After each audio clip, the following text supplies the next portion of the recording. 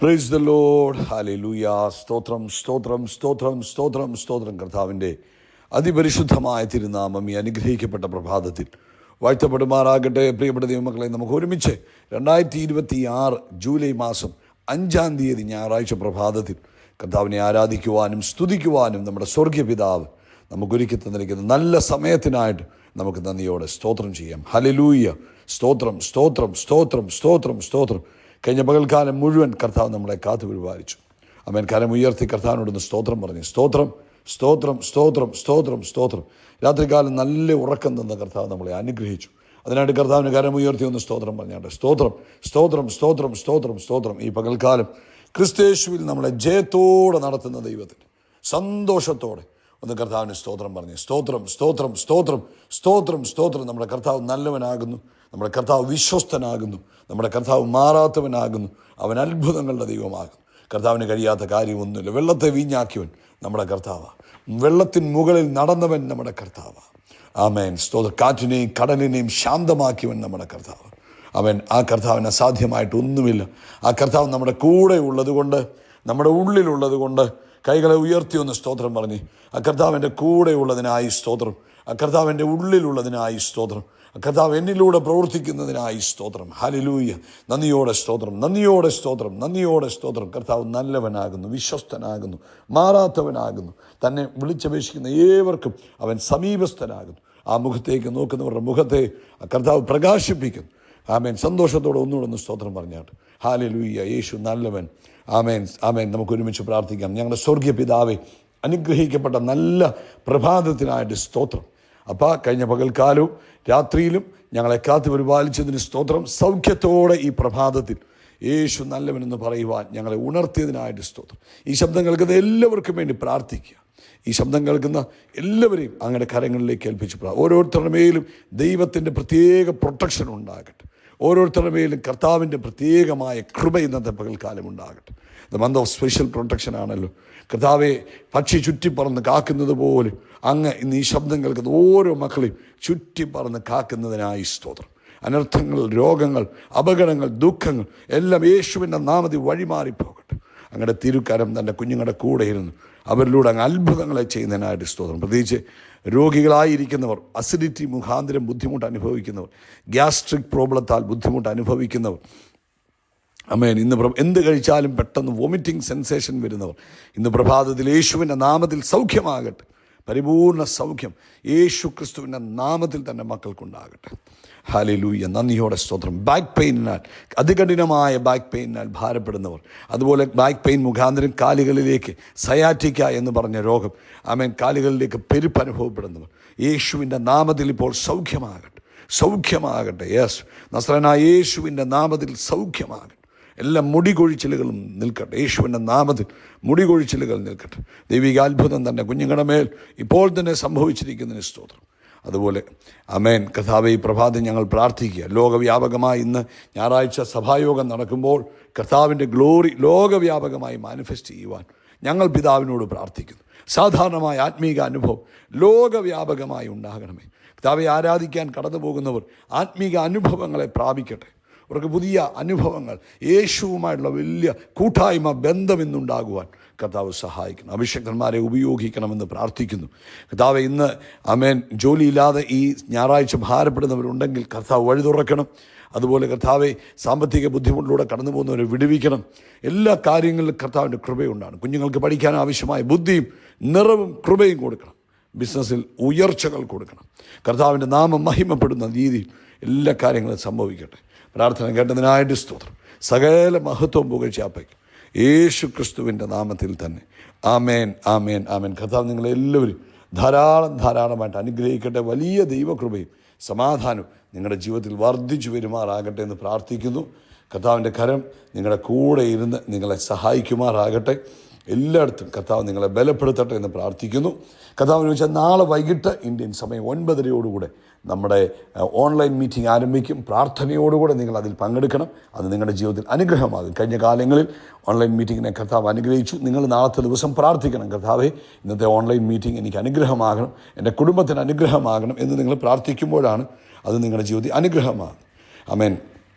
യെശയ്യാവിൻ്റെ പുസ്തകം 54-ാം അധ്യായം 13 വാക്യം നമുക്ക് വായിക്കാം. ഇന്നലെയും നമ്മൾ മക്കളുമായിട്ടുള്ള ബന്ധത്തിലാണ് നമ്മൾ ഇന്നലെ കേട്ടത്. ഇന്ന് വീണ്ടും കർത്താവ് എൻ്റെ ഉള്ളത്തിൽ അത് തന്നെ തന്നിരിക്കുക. യെശയ്യാവിൻ്റെ പുസ്തകം 54:13. നിങ്ങളുടെ മക്കളെല്ലാവരും യഹോവയാൽ ഉപദേശിക്കപ്പെട്ടവരും അവരുടെ സമാധാനം വലിയതുമായിരിക്കും. ഒരു ആമീൻ പറഞ്ഞാട്ടെ. യേശു ക്രിസ്തുവിലായിരിക്കുന്ന ഒരു ദൈവ പൈതലിനെ സംബന്ധിച്ചിടത്തോളം ദൈവം നമുക്ക് നൽകുന്ന ഒരു വലിയ ഉറപ്പാണ്, മക്കൾ നഷ്ടപ്പെട്ടു പോകത്തില്ല. മക്കളെല്ലാവരും യഹോവയാൽ ഉപദേശിക്കപ്പെട്ടവരായിരിക്കും. അവരെ കർത്താവായിരിക്കും നടത്തുന്നത്. അവർ കർത്താവിൻ്റെ വഴിയിലായിരിക്കും സഞ്ചരിക്കുന്നത്. അവർ ലോകത്തിൻ്റെ വഴിയിൽ പോകുവാൻ കർത്താവ് അനുവദിക്കത്തില്ല. അവരുടെ സമാധാനം വലിയതായിരിക്കും.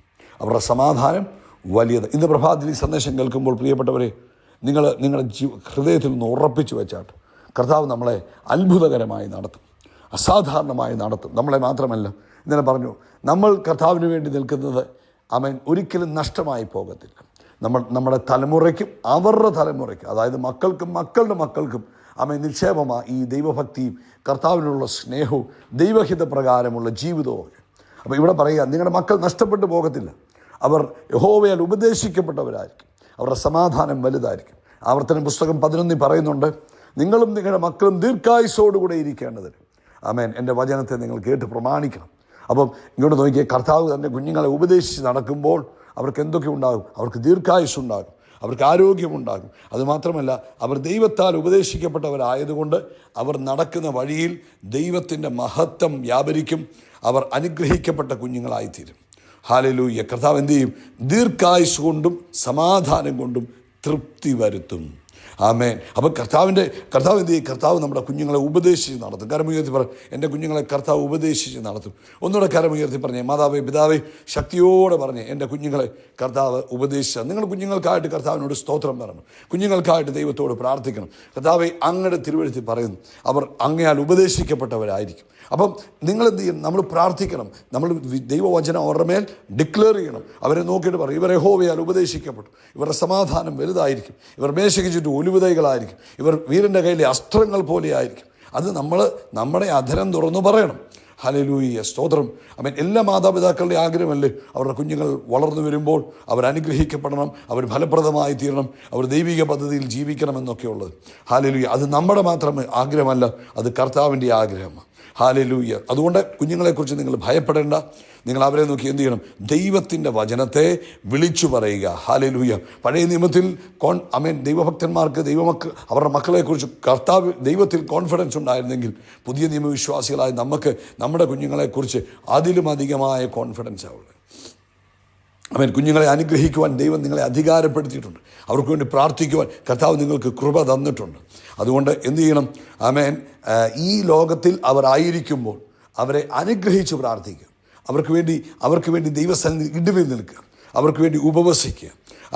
അവരുടെ ജീവിതം അനുഗ്രഹമായി തീരുവാൻ, ദൈവിക ജ്ഞാനത്തിൽ അവർ ജീവിക്കുവാൻ, ലോകത്തിൻ്റെതായ എല്ലാത്തിൽ നിന്നും അവർ മാറിപ്പോകുവാൻ നമ്മൾ എന്ത് ചെയ്യണം? നമ്മൾ അവർക്ക് വേണ്ടി പ്രാർത്ഥിക്കണം. ഇയ്യോബിനെ കുറിച്ച് പറയുന്നു.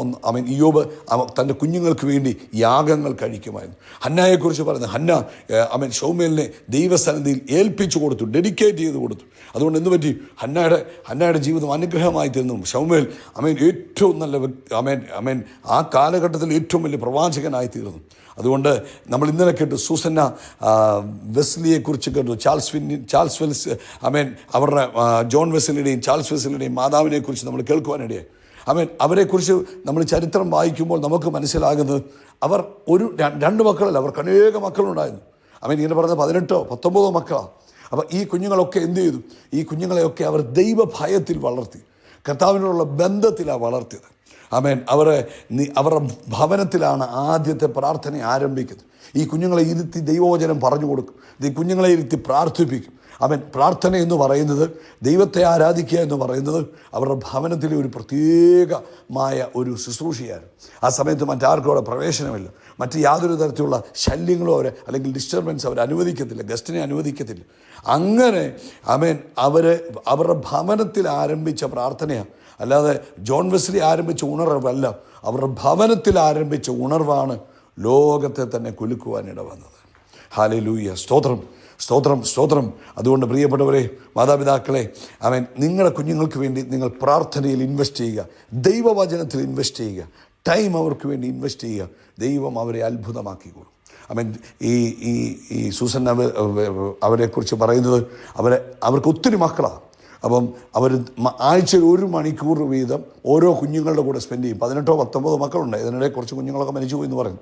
അപ്പം ഓരോ മണിക്കൂർ കുഞ്ഞുങ്ങളുടെ കൂടെ സ്പെൻഡ് ചെയ്യും, അവരുടെ പേഴ്സണൽ കാര്യങ്ങൾ സംസാരിക്കുവാൻ. നമുക്കിപ്പം പൈസ ഉണ്ടാക്കുന്നതിന് തിരക്ക് കാരണം നമുക്ക് കുഞ്ഞുങ്ങളോട് സംസാരിക്കാൻ സമയമില്ലാതായിപ്പോയി. ഈ ലോകത്തിലെ തിരക്ക് കാരണം കുഞ്ഞുങ്ങളും തിരക്ക്, മാതാപിതാക്കളും തിരക്ക്. അതുകൊണ്ട് കുഞ്ഞുങ്ങളോട് സംസാരിക്കാൻ സമയമില്ല. എന്നാൽ പരിശുദ്ധാത്മാവ് ഓർപ്പിക്കുന്നു, അവരോടൊപ്പം സമയം സ്പെൻഡ് ചെയ്യുക, അവരുടെ മേൽ ദൈവവചനത്തെ റിലീസ് ചെയ്യുക, അവരെ അനുഗ്രഹിക്കുക. അവർ മിറക്കിളായി മാറും. ദീർഘായുസ്സും ആരോഗ്യവും കർത്താവ് അവർക്ക് കൊടുക്കും. നിങ്ങൾ ഒരു കാരണവശാലും കുഞ്ഞുങ്ങളെ ഓർത്ത് ദുഃഖിക്കുവാൻ കർത്താവ് അനുവദിക്കത്തില്ല. പിതാവേ, ഇന്ന് ഈ സന്ദേശം കേൾക്കുന്ന മാതാപിതാക്കളെ അനുഗ്രഹിക്കുന്നു. അവരുടെ കുഞ്ഞുങ്ങളെ വളർത്തുവാൻ കൃപ കൊടുക്കണം. കുഞ്ഞുങ്ങളെ അനുഗ്രഹിക്കുന്നു. അവരെ യഹോവയാൽ ഉപദേശിക്കപ്പെട്ട കുഞ്ഞുങ്ങളായി വളർന്നു വരട്ടെ. കർത്താവിൻ്റെ നാമം മഹത്വപ്പെടട്ടെ. യേശുവിൻ്റെ നാമത്തിൽ തന്നെ. ആമേൻ, ആമേൻ, ആമേൻ. കർത്താവ് നിങ്ങളെല്ലാവരും ധാരാളമായിട്ട് അനുഗ്രഹിക്കട്ടെ. ആമേൻ. കരങ്ങൾ ഉയർത്തി പറ, അവൻ എൻ്റെ തലയെ എണ്ണ കൊണ്ട് അഭിഷേകം ചെയ്യും. എൻ്റെ പാനപാത്രം നിറഞ്ഞു കവിയും. നന്മയും കരുണയും എൻ്റെ ആയുഷ്കാലമൊക്കെയും എന്നെ പിന്തുടരും. ഞാൻ യഹോവയുടെ ആലയത്തിൽ ദീർഘകാലം വസിക്കും. ആമേൻ. വീണ്ടും കരമുയർത്തിയിട്ട് പറയണം, നമ്മൾ ആകാശത്തിലെ നക്ഷത്രങ്ങൾ പോലെ, കടൽക്കരയിലെ മണൽത്തരി പോലെ അത്യന്തം വർദ്ധിച്ച് പെരുകും. We are blessed. We are really blessed. We are permanently blessed and highly favoured. God bless you. God bless you. God bless U.